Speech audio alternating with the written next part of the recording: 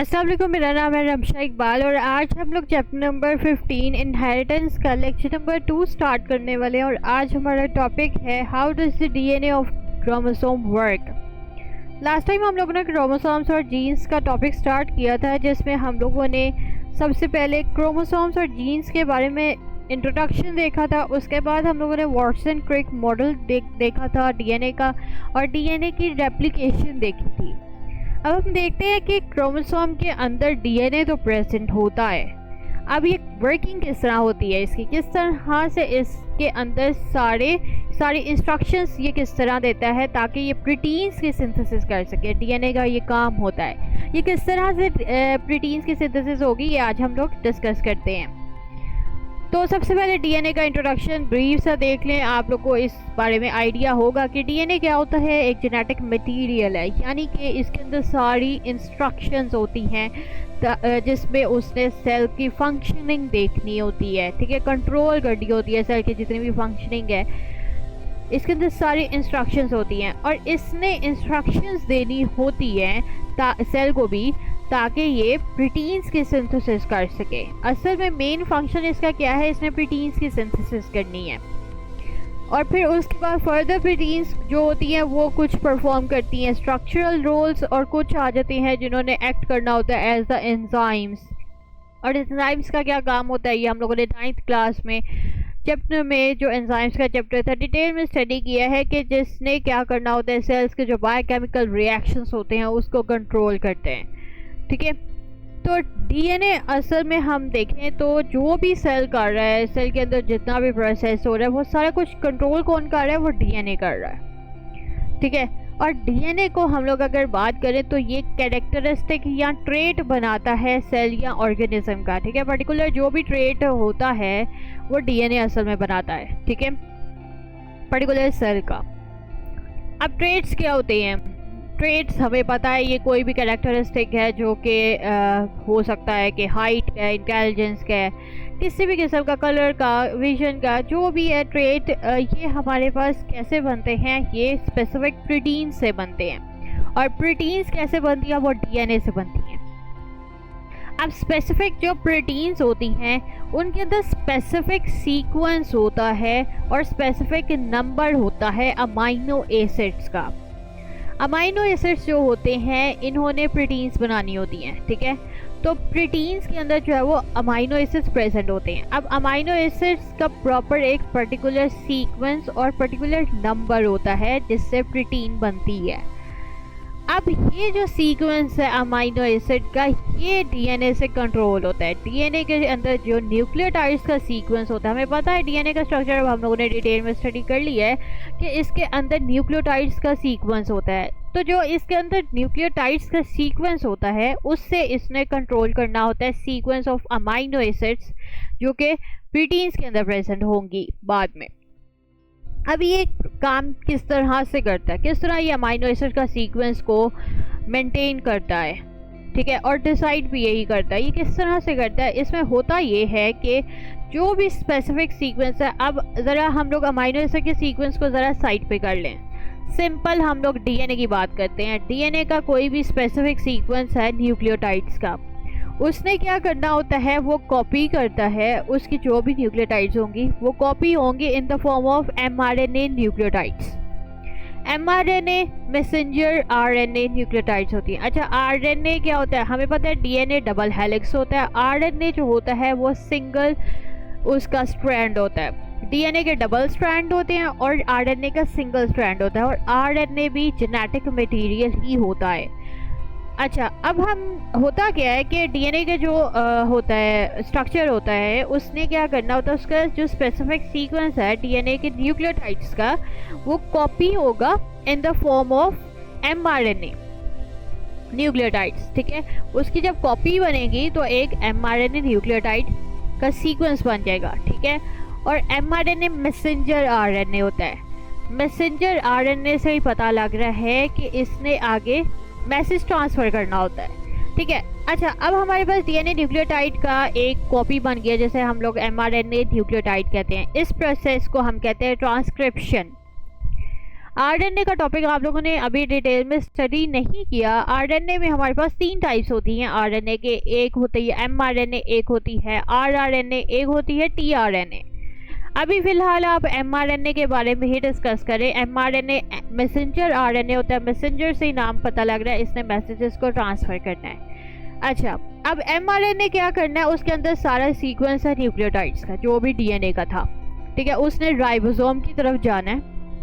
Ribosome ने क्या करना है, उसका सीक्वेंस को रीड करना है। जो भी एमआरएनए का सीक्वेंस होगा ना, वो जब उसको मिलेगा उसने उसको रीड करना है, और फिर उसके बाद उसने स्पेसिफिक जो अमाइनो एसिड्स होंगी वो राइबोसोम में आके अटैच करना शुरू कर देंगी। उस सीक्वेंस के अकॉर्डिंग जो है वो अमाइनो एसिड्स जब अटैच करेंगी तो फिर हमारे पास प्रोटीन बनती है। प्रोटीन की सिंथेसिस होती है, इस प्रोसेस को हम कहते हैं ट्रांसलेशन। पहले ट्रांसक्रिप्शन होती है, फिर ट्रांसलेशन होती है। आपको सिर्फ बेसिक जिसे कहते हैं ना कि डेफिनेशन का बताया हुआ है, वो सिर्फ आपको ये बताया हुआ है। इसमें जो इतनी डिटेल है, लेकिन आप जब आप सेकेंड ईयर में जाएंगे तो आप थोड़ी सी डिटेल में ज़्यादा पढ़ेंगे, तो फिर आपको ज़्यादा अच्छी तरीके से समझ आ जाएगी। अभी सिर्फ आप एज डेफिनेशंस ही स्टडी करें। अच्छा, ये हमारे पास वर्किंग है डीएनए की, और डीएनए की वर्किंग को हम लोग सेंट्रल डॉगमा भी कहते हैं, जिसके अंदर क्या होता है, सबसे पहले हमारे पास ट्रांसक्रिप्शन होती है और फिर ट्रांसलेशन होती है। ये हमारे पास क्रोमोसोम है। क्रोमोसोम के जो दोनों होते हैं ये क्रोमेटिड्स, ये आप लोगों ने 9th क्लास में डिटेल में स्टडी किया हुआ है। सेंटर वाला पॉइंट सेंट्रोमेयर होता है, और इसके अंदर क्या है, डीएनए है क्रोमोसोम का, जो कि डबल स्ट्रैंडेड है। मैंने सिंपल वैसे जिगजैग बनाया हुआ है, ये असल में डबल स्ट्रैंडेड होता है डीएनए। अच्छा, इसमें से हमारे पास डीएनए का पार्ट निकलेगा और उसके बाद उसने एमआरएनए बनना है। कॉपी हो जाएगी तो एमआरएनए बनेगा। अच्छा, जब ये हमारे पास पार्ट जब डीएनए का निकलता है, ये हमारे पास यहाँ पे क्या हो जाती है, कॉपी हो जाती है। एमआरएनए फिर आगे क्या करना है, राइबोसोम में जाके अटैच करना है। राइबोसोम ने क्या किया है, आरएनए के सीक्वेंस को वो उसने रीड करना है और ज्वाइन करना शुरू कर देना है स्पेसिफिक अमाइनो एसिड। ये हमारे पास फिर आगे स्पेसिफिक प्रोटीन बन जाएगी, जो कि कैरेक्टरिस्टिक होगा पर्टिकुलर सेल या ऑर्गेनिज्म का। इसे हम लोग कहते हैं सेंट्रल डॉगमा। अच्छा, पेपर में ये शॉर्ट क्वेश्चंस के तौर पे भी आ जाता है। पेपर में वो ये नहीं कहते कि वर्किंग ऑफ डीएनए बताएं, वो ये कहते हैं कि सेंट्रल डॉगमा बताएं। अब बच्चों ने जो है वो ज़्यादातर फिगर्स को ध्यान ही नहीं देते, तो आपकी ये जो थ्योरी वाला पार्ट है, इस पे सेंट्रल डॉगमा के बारे में नहीं बताया हुआ, ये आपकी डायग्राम में लिखा हुआ है। तो सेंट्रल डॉगमा जो होता है ये भी वर्किंग ही होती है डीएनए की। और अगर पेपर में आएगा तो इसमें ये नहीं कहना कि ये बिल्कुल आउट ऑफ सिलेबस आ गया, ये हो गया वो हो गया, ऐसा कुछ नहीं है। सेंट्रल डॉगमा जो है वो आपकी फिगर में लिखा हुआ है। तो ये अगर पेपर में शॉर्ट क्वेश्चन आएगा तो आपने ये विद डायग्राम बनाना होगा। ज़्यादातर इसकी डायग्राम ही आती है। अच्छा, अब हम डीएनए की बात करें। जो भी पार्ट होता है डीएनए का जिसके अंदर सीक्वेंस होता है न्यूक्लियोटाइड्स का, जिसने क्या करना होता है, इंस्ट्रक्शन होती है सारी उसके अंदर, जिसने क्या करना होता है, पर्टिकुलर प्रोटीन बनानी होती है, ठीक है। उस पर्टिकुलर जो पार्ट है न्यूक्लियोटाइड्स का, जिसने सारा ये प्रोसीजर करना होता है, उस पर्टिकुलर पार्ट को, जो डीएनए का पार्ट है, उसे हम लोग जीन कहते हैं।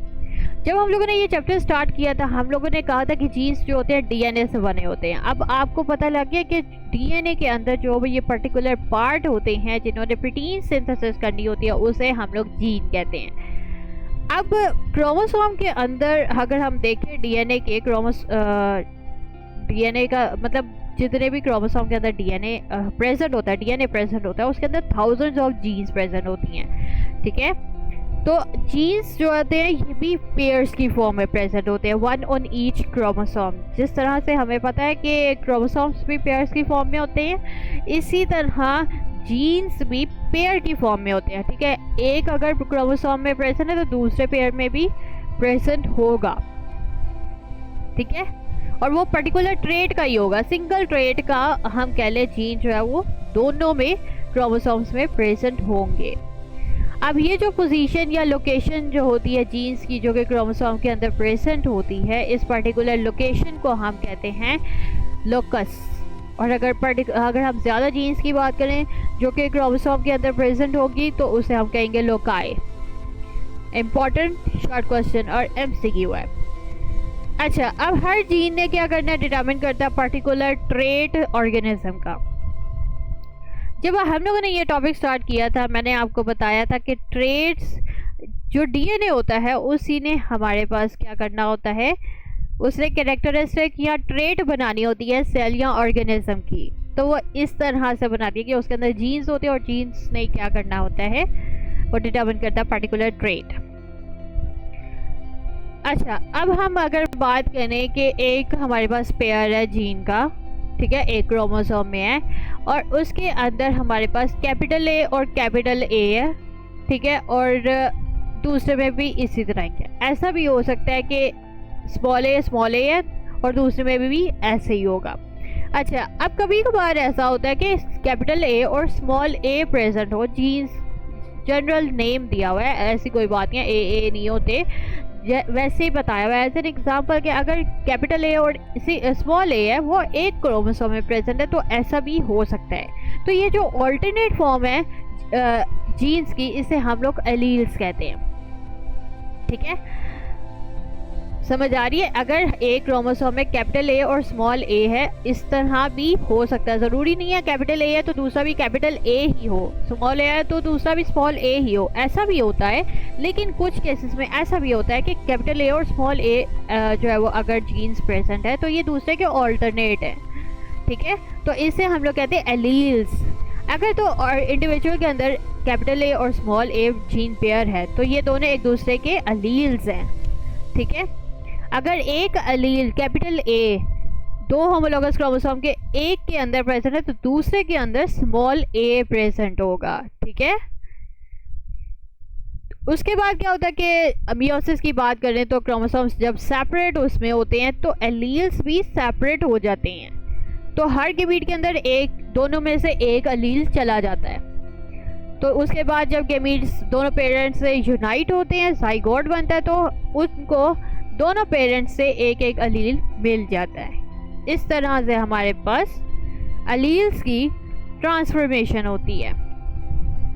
तो अब आपको समझ आ गई होगी कि डीएनए की वर्किंग किस तरह से होती है क्रोमोसोम के अंदर। अब मैं आपको बुक से पढ़ा देती हूँ।